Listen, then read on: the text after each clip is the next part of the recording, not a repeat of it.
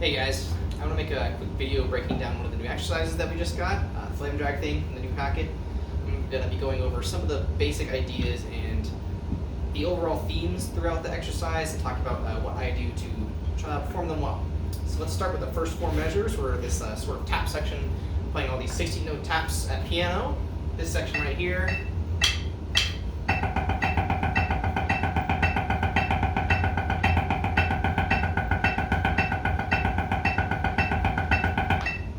Start off with just the four notes in each hand, then get into like the invert section. And I think the most important part of this section is to build very consistent sounding taps. I know a lot of people say that we want the audience to, if they were to close their eyes, not be able to tell which hand we're playing, or even when we transition hands. I know that's the biggest part, is when we transition hands, you sort of get this sort of volume change, either up or down. And to do that, we just need to play more taps. So one of the best exercises I like to do is go watch some TV or some Netflix and just play this for a whole episode, for example. Once your hand gets tired, switch to the other hand.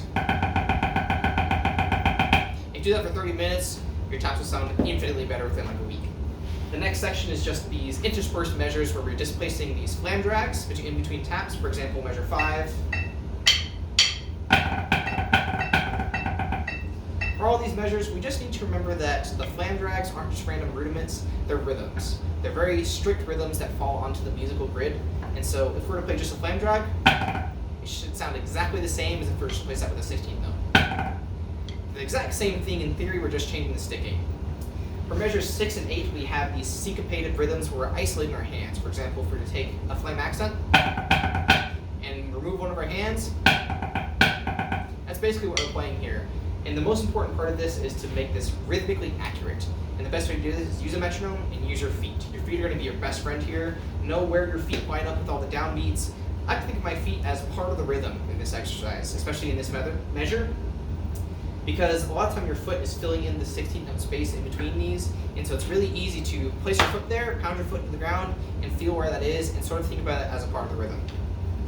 Moving on to all these legato flam taps, starting in measure 11, just make sure they're big and they feel good. I love this section. I think it flows really well from my hands. Right at 11.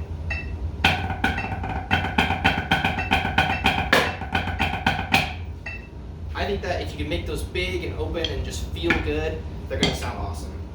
And moving on to the last section of this exercise, what I like to think of as sort of like a tag, starting at measure 14. We have this rhythm that's a flam followed by a flam drag. This sort of falls into the same realm as the flam taps. Make sure those are big and legato and they feel good. They should flow really nicely off your hands. And finally, the 9-note section, which I feel like will cause most people some trouble. It's fairly easy to feel the pulse. All you have to do is put a metronome on and feel the chord note triplet.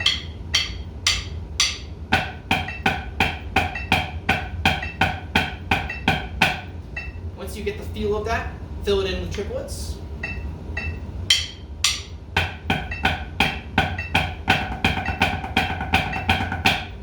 Last thing we have to do is just add the drags.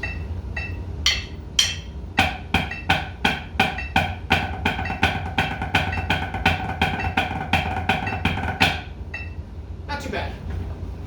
A more difficult part of this exercise is going to be transitioning from the 9s into the 16th notes in the very last measure.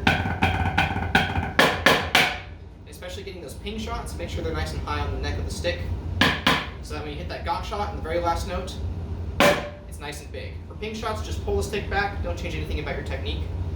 And for the gok shot, don't move your stick, just play a shot in the middle of the drum. Awesome. I hope that helped. That's Flam Drag Thing. Here's a full run through of Flam Drag Thing.